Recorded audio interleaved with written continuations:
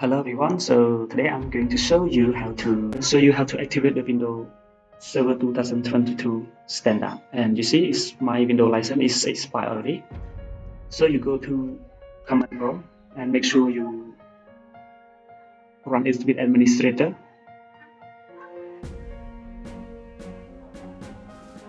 And you just copy this command and right click